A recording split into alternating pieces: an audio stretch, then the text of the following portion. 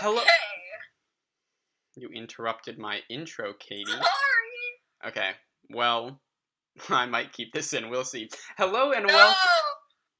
That's the second. That's the second time you Start interrupted. over. Just start over. Nope. No. We're keeping this in. Ready? Hello and welcome to. Hello and welcome to Fools Are Us, the most epic podcast you've ever heard. Our fun fact of the day is gold is AU on the periodic table of the elements. Bet you didn't know that. And another fun fact: Amane played gold in the world premiere of Elementropolis the musical. It was a world premiere? I don't know. Or just like the production of Elementropolis 2.0. Yes. It was very epic. So in conclusion, Amane is not our guest speaker for today, because today we're just going to go back to the basics. Katie and I will be chatting it up. Also, we're probably not going to talk about Survivor, because we've had some recent Survivor Thank episodes. God. Oh my God. Survivor. Yes, Katie has some fluctuations on whether you hate or like it. It's a love-hate relationship, Quincy. It's a little bit creepy when you have a love-hate relationship with something that is not living, but you do you. No, that you. is not creepy. Love-hate relationships with other things is not creepy. Okay. Yeah, it's not actually that creepy. But yes, we will be talking about just more day-to-day stuff. What's been going on. Speaking of what's been going on, Katie, what's poppin'? What's new with you? It's been a while. It has indeed, Quincy. Well, since our last podcast, both of us have started school. Quincy started his freshman year of high school. I'm just kidding. He started his junior year, and I've started my freshman year of college. I'm taking my classes online. My school is technically in person, but we had the option to go online. And I'm like, I don't want to risk getting corona in New York and being sent back home like a month later.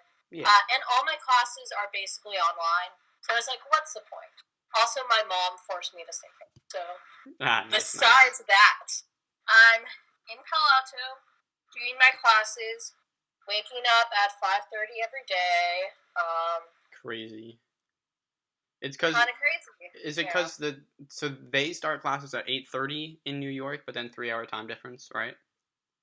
Yeah, well, it starts at 9, but I just wake up okay. 30 minutes before class. Yeah.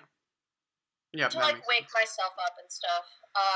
I'm taking 7 classes, which is, I think it's 18 credits, which is a lot for one semester. Yeah, crazy. If you don't know, I'm a theater directing major at Pace University in New York. And so all my classes, I'm in this special program called the International Performance Ensemble. So a lot of the stuff I do in class is ensemble theater based and devised work. And so there are 30 people in my program, and we're all very tight. We all have the same classes, essentially. But that means that all my classes, I have set classes I have to take each semester. When it comes to my theater classes, I'm taking 5 theater classes and 2 academic classes. Wow, that's crazy to me. Which is a lot. Yeah, 5 especially since I'm taking a BA in theater and not a BFA. So I have a lot of classes, which is really interesting. For those of us that don't know a lot of college things, what is the difference between a BA and a BFA, and what is a BA and a BFA, or what are? Okay, so the BFA is a bachelor's degree in fine arts. I don't know the difference. Wait, hold on. I need to search this up. Oh my God, that's so funny. I know what it is, but I don't know what it actually is called. Yeah, it's the Bachelor of Fine Arts degree, and then the BA is the Bachelor. The BA is the Bachelor's of Arts degree, and so the difference between BFA and BA, which I've been taught when I was auditioning this is like specific for like theater programs. Yeah. The difference is like in musical, a BFA, you're likely to have like 70 to 80% of your classes being theater based, and like 30 or 20 other percent is academic. So it's a lot more intense program, and Gotcha. a lot of BFA programs are at conservatory style schools, which like are just very like theater based and arts based. And then a BA is like I think it's like 50 to 60% um, are theater classes, and BAs are better if you want to like double major or like minor Yeah. in something else. And so I'm doing a BA in directing, um, but it's surprising because I have a lot of theater classes. But also, my school doesn't have a lot of general ed requirements, so I think that's why. But That I makes am sense. planning on possibly double majoring Oh. or minoring Oh. in like either I have a list, but either film and media studies, the arts and entertainment major, a business major, or a psych major or Damn. minor, business and psych minor. But I haven't decided yet. So. Okay. That's very cool though. Yeah, it's very cool to hear all about the college experience, especially for me, just because I mean it's my junior year. So this is my last year before college apps sort of start. Oh my god! That's gonna be, oh my god, that's gonna be a crazy time. But yeah, so it's nice for me to hear a lot about college, so that hopefully I'm not like super clueless about everything going into senior year. And it also helps that my older sister Callie is now going to U Chicago uh, in person. Although that's not the helpful part. The helpful part is that she's done a lot of like college research, and so have my parents. So our whole family knows a lot more LOL. about it. And I've actually despite my wishes, I have toured many a colleges in my day, because we would like go on some trips to like spend time with family or to vacation, but we would also be visiting colleges. So I've probably toured more than I should have been touring, but You, now I won't have to. well, because of Callie. Yeah, because Yeah, of see, Callie. now you have a better understanding. I, like, when I did college stuff, I think I toured one college, which, Gotcha. I mean, Yeah.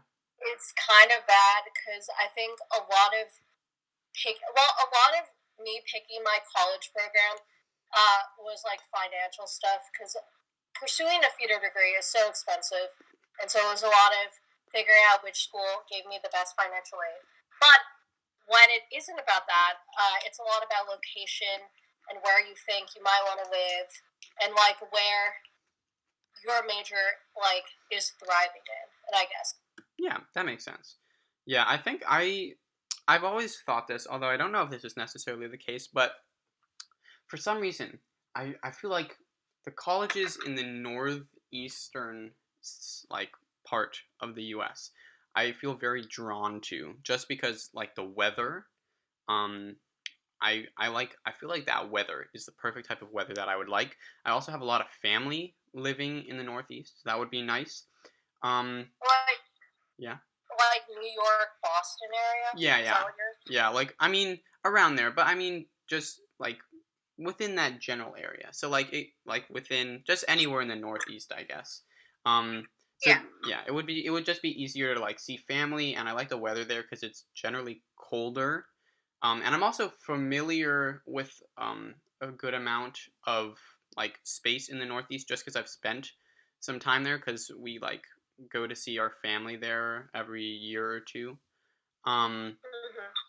so yeah, and also I mean, I know it's I don't think it's bad. I just feel like when I go to college, I'm gonna want distance from my parents. I think. LOL. So yeah, it's not. I love my parents, and I think they're very epic. But I feel like for me, college, like if it's close enough, I don't want them to be able to like drive to my college if I need something. So I don't Yeah. really want to go to a college near like where we're living, like within a few hours drive. Like you just want like the full college experience of Yeah, like figuring out a new place and like Exactly. Yeah. getting that real experience, like real life experience. Yeah. Yeah, and honestly, I don't know why it's such a big thing, but weather is a huge thing for me. I really want to be in, I think, a colder place, but also just somewhere that's different than than the United States. Somewhere that's different than California, where it's almost never raining and it's very sunny and it's generally pretty hot. Mhm. Um, so yeah, just looking for something new, Yeah. you know? Yeah. Culture shock. Oh, that'll be I epic. cannot, like, even if I was smart enough to get into Stanford, I just don't think I would want that. Just because, like, the whole point of college is, like, experiencing new things. And, like, New York City is a completely different place, different Yeah. people, different environment. And Yeah. I want to experience life. I don't want to experience the Palo Alto bubble for 4 more years of my life. Yeah, that makes a lot of sense. Yeah. Um, if I got into Stanford, I think I would have to think about it because it is Stanford, and Stanford is a pretty good school. Um, Actually, it sucks. Top worst schools in the nation. oh wow, really? Damn. Okay, I guess my research has not been very accurate then. That's a whoopsies. Yeah. um, but yeah, that is my thoughts on college. I don't have a lot of thoughts. I honestly have not thought about it a whole lot, but yeah. Yeah, as for me, uh, my school, Gun High School, has also, you're mean. Uh, yeah, Gun High School started 4 weeks ago now, aka a month ago. Um, Really? Oh my god, yeah, that's it's so been a month. wild. It's sort of crazy. And it has been all online, which means we all just zoom in and we have some bopping times in classes. And there have been ups and downs. I would say major up is that I'm taking a math class, sort of like half outside of the gun uh, courses. So As you smart. yeah, sure, that's why. Um, so that has not started yet. So as a result, I have a prep for that class, and I also just have a prep this semester, which means I have two preps, and they happen to be the classes that always come at the end. Excuse me, that come at the end of the day, which means I get out of school like every day at 1:30, and school starts at like 9 or 9:40, which means I have a pretty short school day, which is very That's nice. really nice. Yeah, so I am very happy about that. Zoom classes, it's like, honestly, I feel like we're not being taught a whole lot less than we would be taught in person. I feel like we're still learning a lot. We probably have a little bit less homework as a result. So that is nice as well. The one thing that I really just miss is just seeing everyone inside a class, um, getting to know people, because you don't get to know people. Like even when they split like into breakout rooms, most of the Hello. time, oh my god, it's so awkward. It's so awkward. Everyone that's listening to this, you know how awkward it is. If you go into like Zoom breakout rooms in a class, almost all the time, people will just mute themselves and not talk at all. And I it is. love breakout rooms. I don't know what you're talking about. Do people talk in your breakout rooms? Oh, it's probably, well, it's because you're taking a lot of theater classes, and theater people are generally more outgoing. Well, no, actually, the times I've done breakout rooms are in my academic classes, Oh, but I think it's funny and fun because it's like so awkward. I haven't had muted situations, but they're just all sitting there, and then I'll just break the silence and be like, "What's up, everybody? How are y'all doing?" And it's funny. yeah, okay. It is funny, but I wish that I could actually like get to know new people. Yeah, Because it feels like I'm sort of stuck with the people I know, and I obviously enjoy the people I know because they're all epic. But yeah. I one of the things I look forward to at the beginning of the school year and throughout the school year is getting to know new people in my classes, and unfortunately, I can't really do that this year. So that is a big L, and also just seeing everyone walking around. I feel like there's just like something in that we're missing. Like in between passing periods, there'd be like crowds of people. Everyone has their own thing. Everyone's having different conversations, different things on their mind, and it's cool to like, I don't know. It's cool to think about what everyone else is thinking about. And I would never walk around during passing period. I don't know what you're talking you about. have to walk from class to class. Well, okay. Like What? last semester, What? I barely. Okay, well, I walked around, but I didn't like talk to people during passing period. Oh, sure. Because I was literally either in the green room or in, like, okay, no, I was essentially just in the green room, Nice. like, every single day because, I didn't have a lot of classes, and the classes I did have, I would occasionally not go to. She's It's exposing called herself. second semester senior year, baby. Yes, the classic senioritis. Yeah, I think that's fine. Also, for those of you that don't know, the green room is a room by the theater that some theater kids hang out in because we be cool. Rip the green room. Yeah, that is sad. Hopefully, it will be brought back when we all go back. Yeah, I think a lot of people generally don't really talk to people while they walk from class to class. I just miss, I guess, like seeing all of the commotion that's going on. Yeah.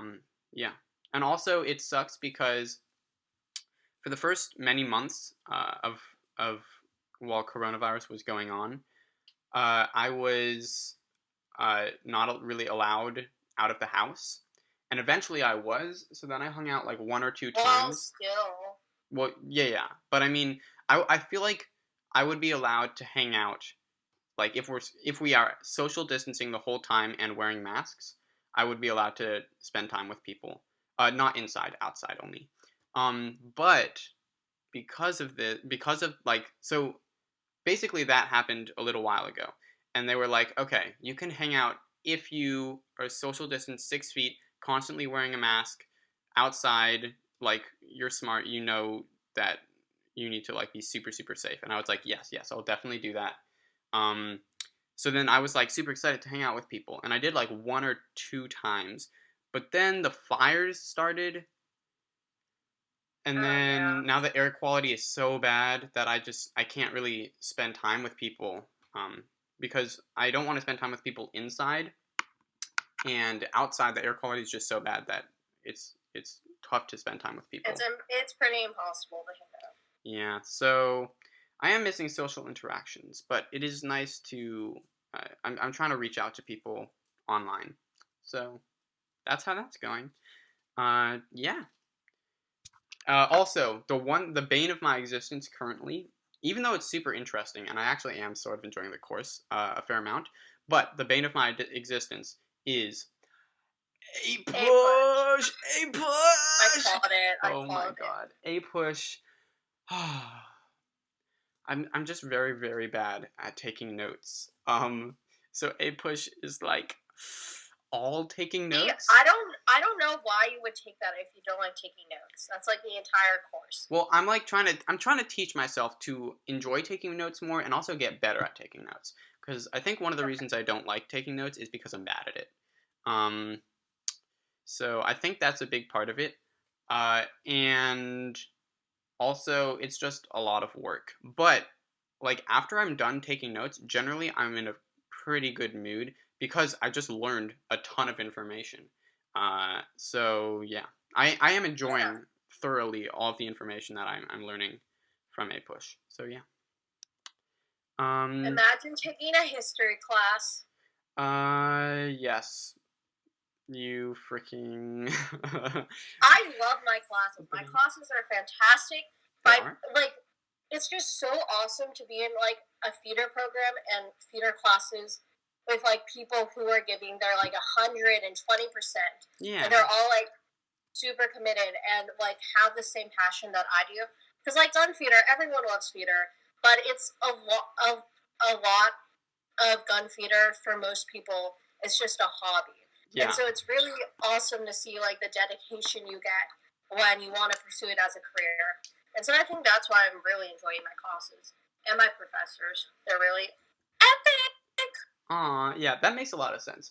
And I will say, I think theater is likely going to end up being a hobby for me, but I'm still devoted. But yeah, there definitely are people who slack a little bit. Yeah. So I understand why being in a college society. That's not what the word I was gonna say is. But being in Uh, a college classroom, Community. community. There we go. Being in a college community with students who are really invested in what they're doing. That sounds really awesome to me. Yeah. I mean, like, Yeah. even in gun theater, there's so many dedicated people who aren't pursuing theater as a career, but, like, there's still a difference between, like, the people that are and people that aren't, even if they have, like, the same level of dedication, if that makes sense. Yeah, no, I think it definitely does. I mean, it's the same thing I think in a lot of ways. Just if you're pursuing something as a career as someone else, you just like automatically. I think it's a lot easier to form a connection because Yeah. you have things to talk about, and it's something very relatable. So yeah, and I mean, like I think generally just in conversation, like when you're getting to know someone, I think one of the first things generally asked is, "Oh, what do you do?"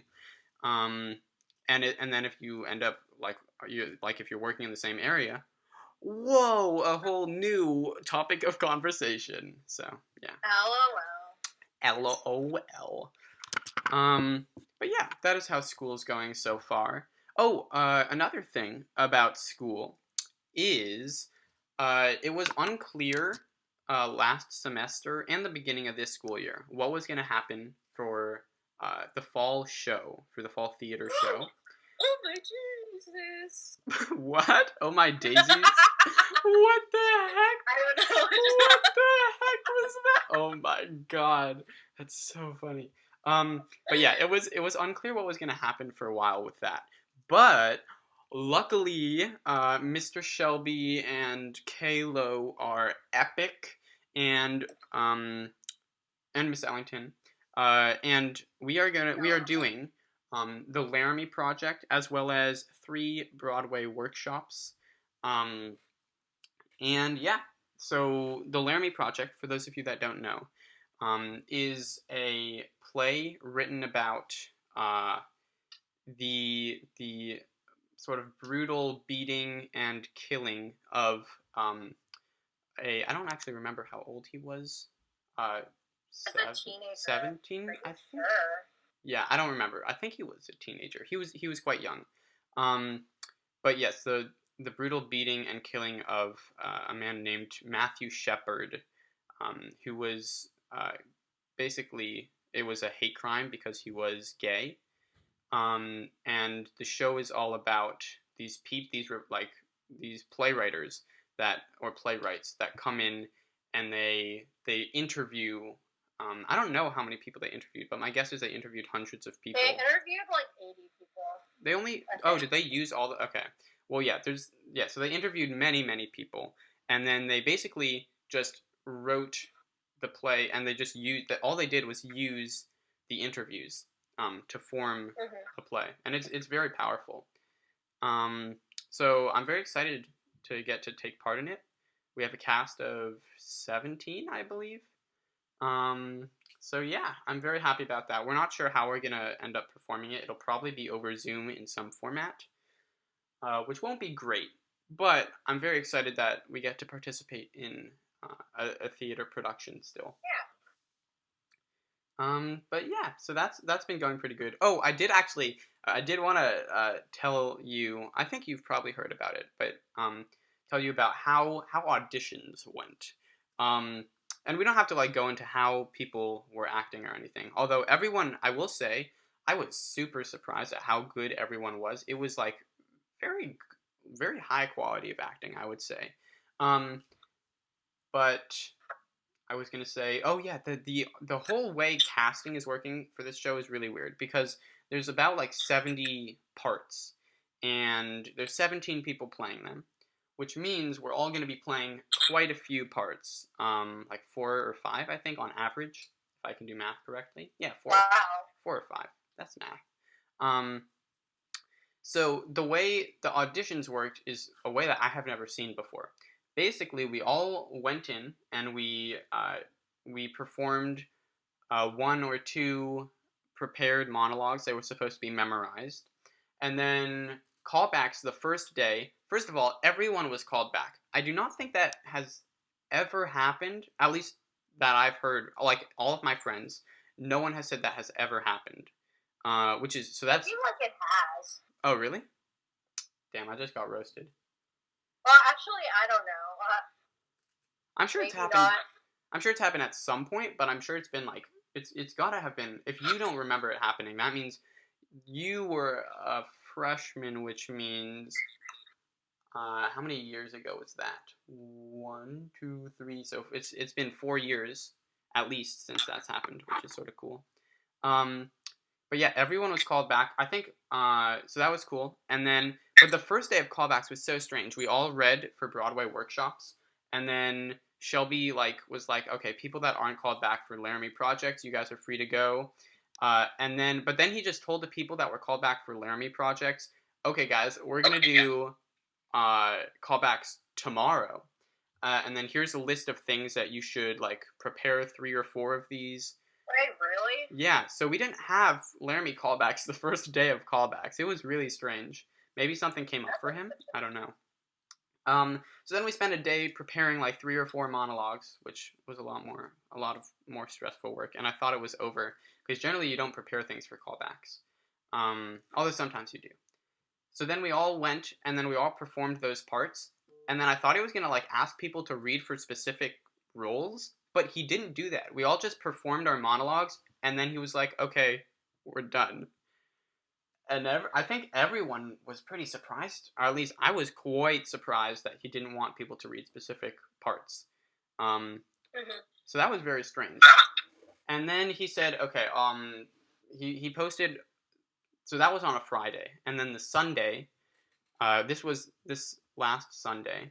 Um, Hold on, let me do the math. That was September 6th. He posted. Uh, he was supposed to. We all thought he was going to post a cast list that day because he said he was going to post on September 6th. But he said he posted the roles for Broadway workshops, and he posted the people that were in the Laramie project, but he didn't post our roles. So still 1 week later, nobody knows who is playing what part. And he finally said that on Monday, September 14th, we're going to find out. So I'm very excited to see how that goes because this has been a very long and stressful casting period of a week and a half ish. It makes But yeah, in my mind, it makes sense that he took a lot of time just because I feel like it's really hard to cast this show. Yeah. Because like every person's playing like 4 to 5 different parts, and there are 20 people or like 17 people in the cast, and like it's so hard to get like information about casting from Zoom. So I'm sure he took a while to like figure it out. Yeah, I definitely understand why he is doing it this way. It is just like so I don't blame him in any way. It's also just frustrating in general that we have to wait. Yeah. But I don't think anyone's like mad at him or frustrated with him. So yeah. Yeah, it was also interesting because we spent the last week. We actually had 3 rehearsals this last 3 rehearsals this last week, and we read through the script. So a lot of people are thinking, and I'm thinking this too, he's gonna use the different lines that we were reading to like help him determine, which is also interesting. Yeah. So that'll be very exciting. That's most of what's been going on in my life. What is anything else up with you? What is popping? Well, I'll explain a little bit about this just because it's like a very sore and big subject right now. But so Pace, if you know anything about musical theater programs and theater, Pace is known as like one of the best programs in the country, alongside like Carnegie Mellon and NYU and University of Michigan, stuff like that. But they're also known as one of the most diverse programs, in all of their theater programs, which is why I was really drawn to Pace, just because, like, living in Palo Alto, there's so much diversity that I kind of wanted, I wanted the same type of diversity there. Obviously, Palo Alto is so diverse that, like, New York is not going to be as diverse as that. Except for New York is pretty diverse. I don't know what I'm trying to say. Anyway, Pace is known as, like, as one of the most diverse theater programs. And so, like, they have a lot of diversity in their classes and stuff and their faculty. But recently, there's been this initiative. A bunch of Pace musical theater alumni came out with all these testimonies about the musical theater program, and specifically the head of the program, Amy Rogers, and how she created this like horrible environment. Like she was like racist and homophobic, Yeah. And she created this horrible environment for, I think it's mainly African American students, but just like people of color in general. Which when I heard about it, I was so surprised because Pace is known again as like a very diverse program. And so they came out with this initiative called See Our Truths, and they at least 5 alumni have made these really well-made videos. Like the film is very good about their experiences in the program and them facing like racial inequality and mistreatment and stuff like that. And I think it was like over like 30 people came out with like their own stories and their own testimonies. Wow. I could be wrong, but that's what I remember.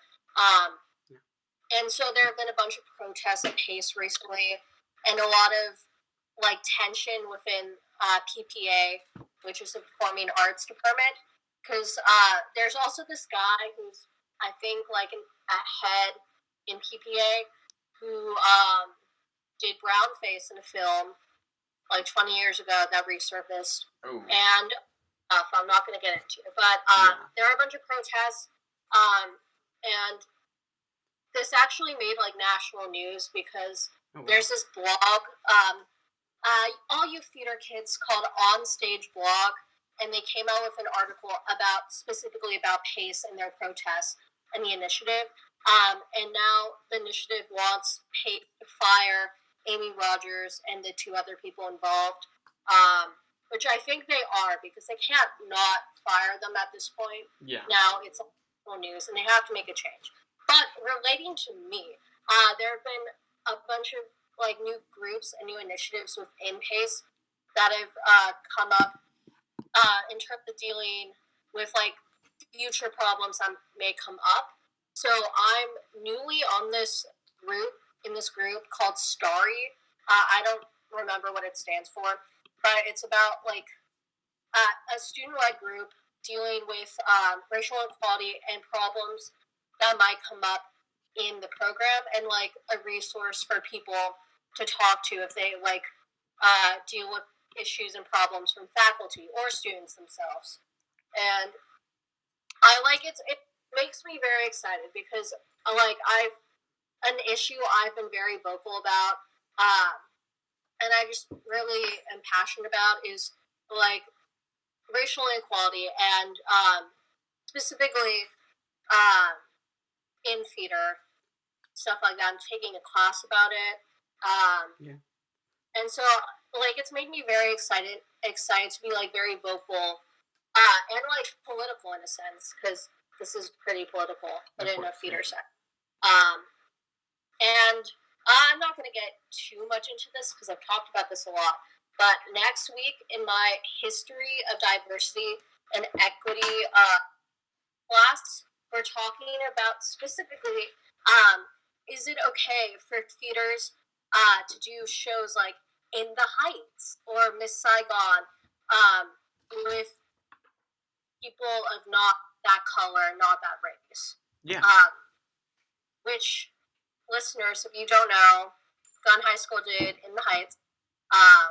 We didn't have a lot of Hispanic people, but it's just been like, I think since then that's really driven my like passion for like topics about this. Yeah, no, I think that makes a lot of sense. I mean, if you have an experience that's like very relatable, that also helps. So yeah, I think In the Heights, thinking about that, and like whether it was the right thing to do, I think that's really good and really important. So I'm happy that you're going to be discussing it in class. Yeah. one thing that is completely different from what we were just talking about, but I just thought of, um, is I think it's very important that we discuss the facts, the cold hard facts, Katie. Oh no. The cold hard facts are as follows: we have been basically quarantined for the last how many months? I gotta do math. Oh no. It's almost. I'm sorry. Or that. Like 6 months ish, right? Yes. Okay. We have been quarantined for 6 months. And as the Aztecs predicted in I'm not gonna name the year that they predicted this because I don't remember when the Aztecs reigned. And then people are gonna make fun of me for not knowing that. So I probably shouldn't have said that I didn't know that. But as the Aztecs predicted in some year that they were alive in their calendars of the something or other, they predicted that 6 months into the the the disease, the world would turn orange, and the day later, sorry, not the world, sorry, California would turn orange, and the day later or the day after that, it would turn yellow, and then 3 years, 4 months, and 17 days after that, the world would go extinct. So let's talk about how the world, California turned orange for a day. Yeah. What? That was the worst way. You're saying that it's the end of the world. Well, it's going to be the end of the world in 3 years and let me re-roll. I don't remember what I just said. It's 3 years and some amounts of months and days the world will end. But they predicted that the world would turn, or California would turn orange for a day, and they said that the world would go extinct 3 years after that. So now we're gonna die in 3 years, Katie.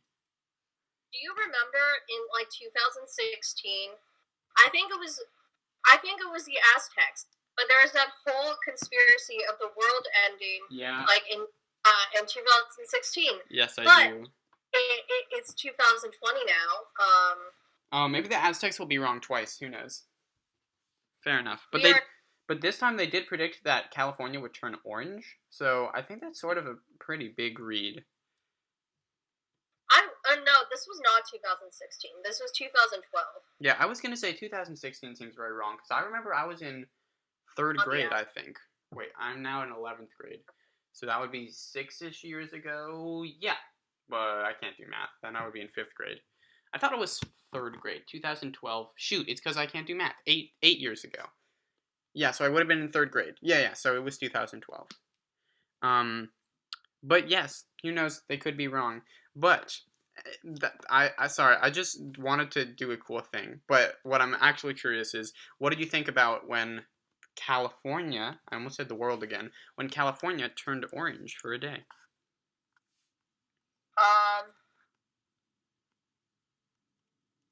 It was honestly really creepy. Yeah. Like, I would describe it as apocalyptic pumpkin. That's how I describe it. Apocalyptic pumpkin. That's so funny. Also, shoot, now I'm realizing that would have been the perfect day to, like, do, like, some cool filming. Like, and then make a film. Because then you don't even need to add... Because I feel like that's, like, that orange, like, environment is, like, the perfect thing that you could make a movie out of. And, of course, like, cool editors can, like, make those effects. But opportunity. What? You missed the opportunity. I know. I'm sad now. Oh, that would have been so epic. Oh, well. You could have made a part 2 to Runner's Love. Oh, my God. I could have made... Oh, yeah. Speaking of Runner's Love, if you haven't checked that out, you should go to Quincy R. That's my YouTube channel. And you should watch my most recent video, Runner's Love. It's a short film that I made in 24... What? That's not your most recent video. It's not? I don't know. I'm going to search it up.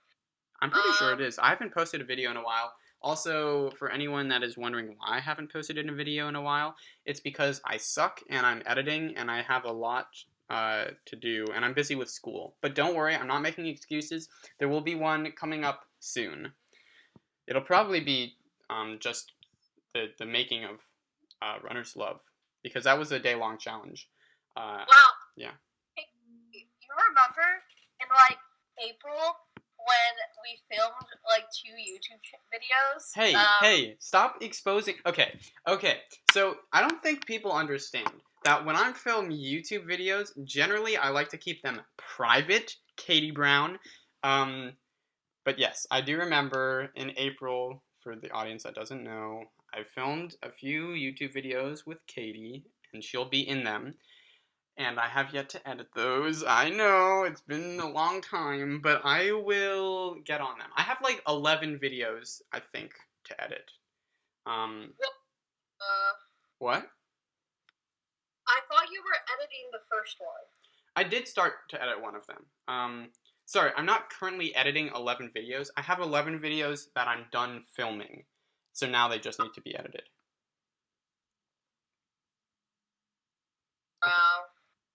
I see. Yeah. Is behind the scene or a part 2 of Flying Solo? There will not be a part 2 of Flying Solo. At least I do not think. What? Part 2.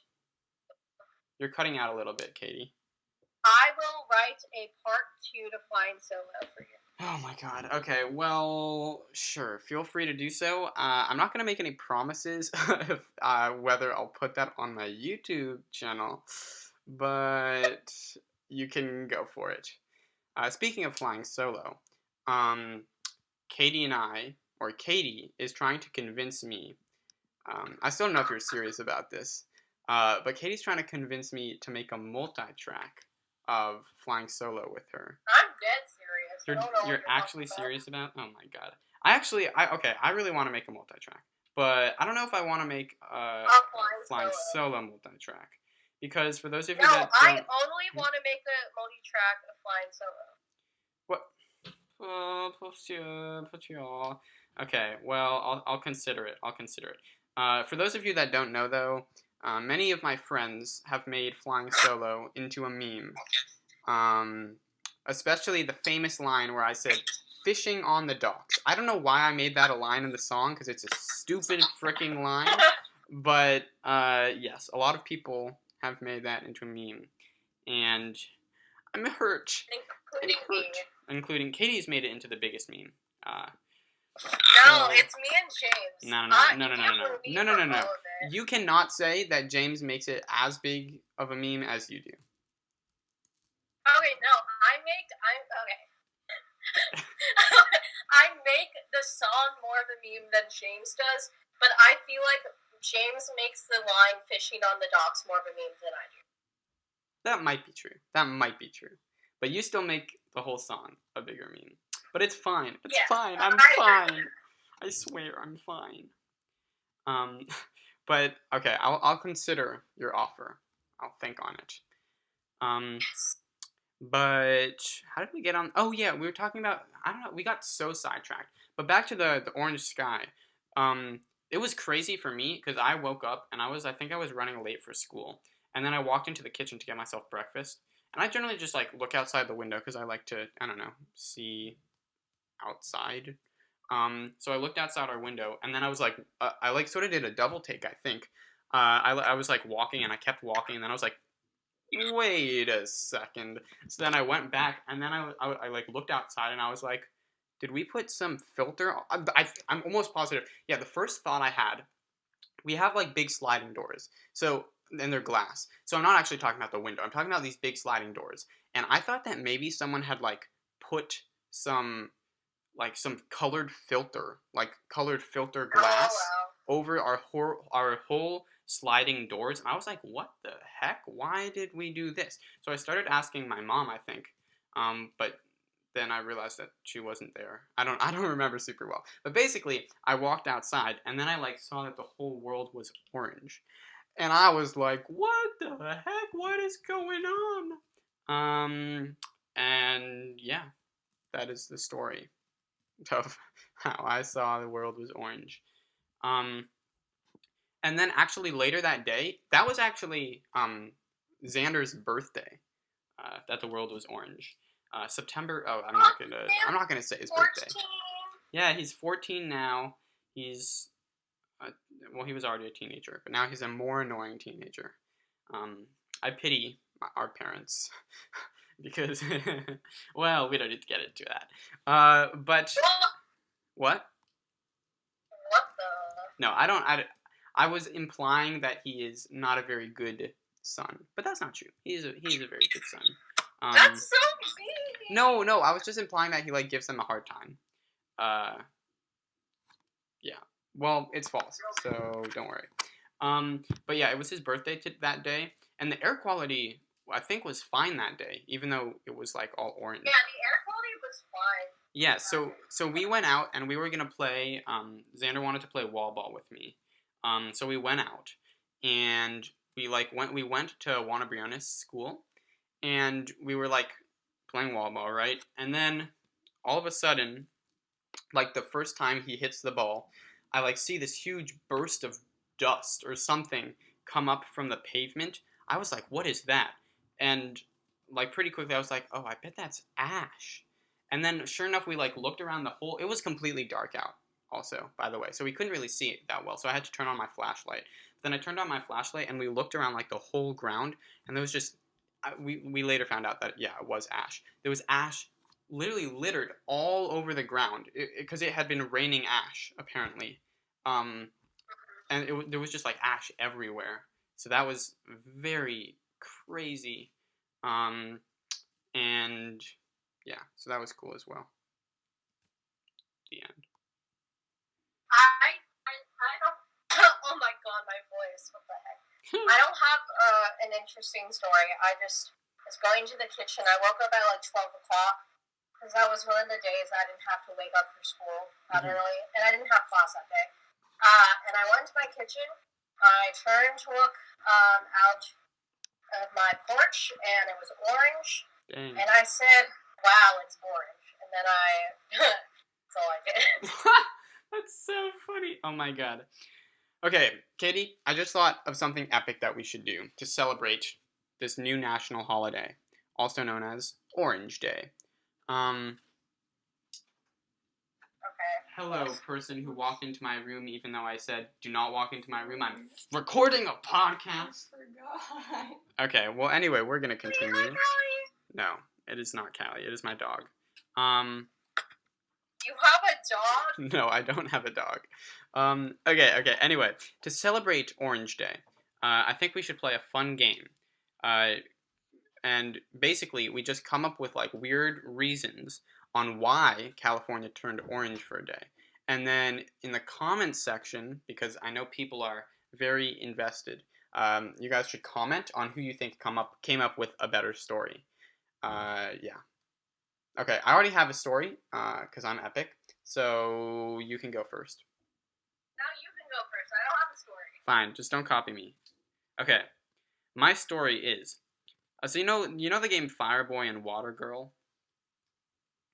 Yes. Okay, so basically there are giants living in outer space, and all of the planets are basically like little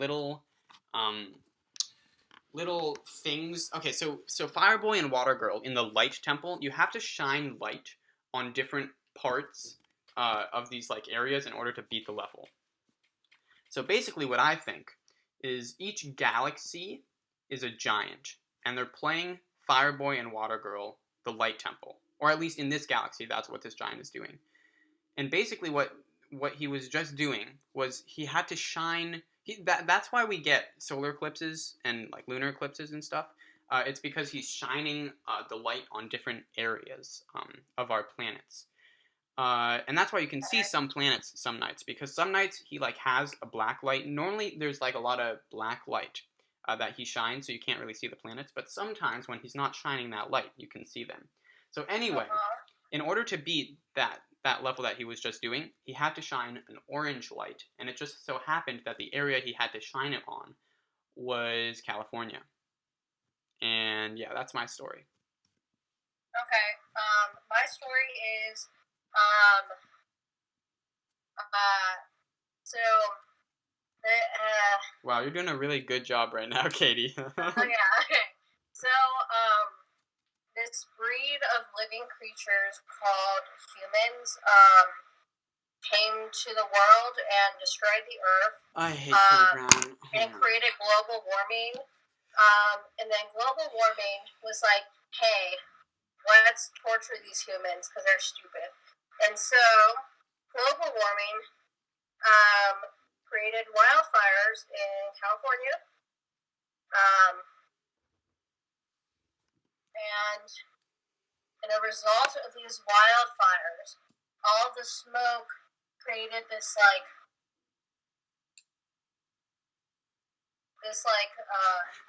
wall. Katie. Not a wall. It's just the fog and the smoke made the sky look orange. And that's the story.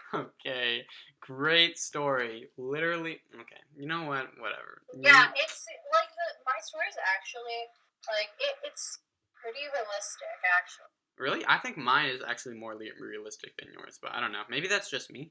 I'm not sure. But anyway, in the comments section, you should vote on which story was better. If you vote for Katie, then I'll love you forever. I can't respect anyone that votes for Katie's story. I'm sorry. No, I'm just kidding. Okay. We're almost out of time. Are there any last minute things that you want to talk about? I think we should close off on the topic of. Give me a second. Okay. The topic. There's also there's one topic that I want to talk about as well. That's just something. I don't want to talk about that topic. So, okay. Well, let's quickly talk about my topic and your topic. Okay. Okay. Yeah. Here's my topic.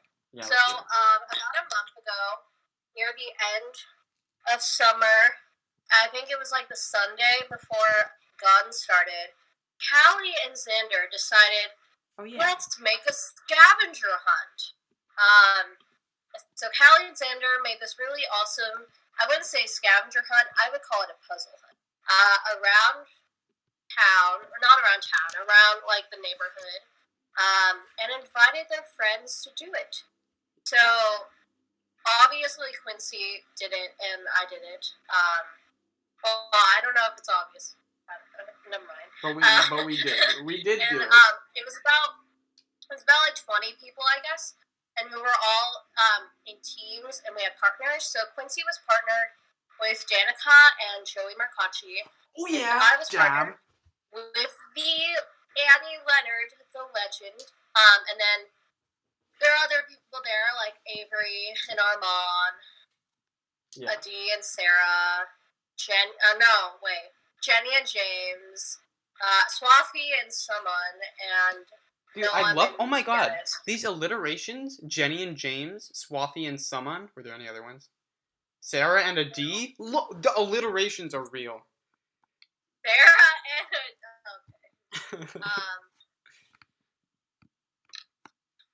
and Armand and Avery. There's another one.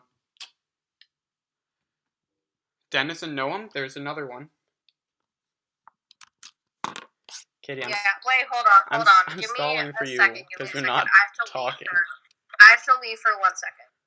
Bruh, this is so sad. Oh no, she left, guys.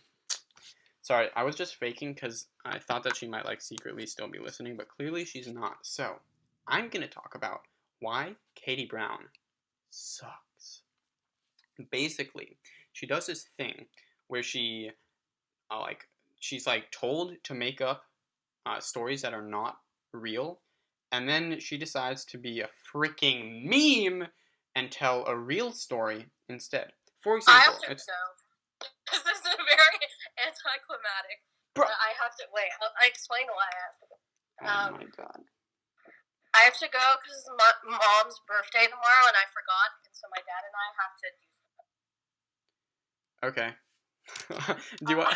Wait. Let's have a quick ending. Okay. We can talk more about the puzzle hunt and other things next time. Yes. We will talk about them next time because I'm sure they will. We didn't talk about them a lot, but yeah. Thank you for talking to me, Katie. It was very fun, and I'm glad that we recorded a podcast because it's been a while. Because the Survivor one we recorded many like a month and a half ago now. But don't worry, fans. We're gonna be back with some Survivor content soon. Don't you worry. Yes. But probably Well, yeah. So yeah. Goodbye. Bye, guys. Goodbye, world. We will see you very soon. And thank you for listening to another one of our podcasts. Okay, Katie, we have to say the same exact word at the same exact time in order to end this off. Okay. Are you thinking what I'm thinking? Yes. Okay, ready? 3, 2, 1.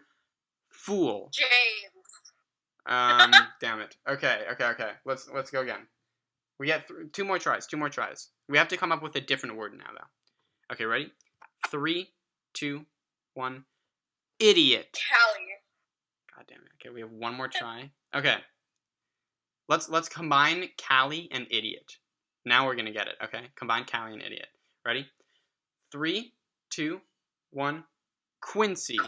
Yes! Oh my god. We're legends. I'm offended, but also I thought you were going to say that, so I'm not that offended. Alright, bye guys!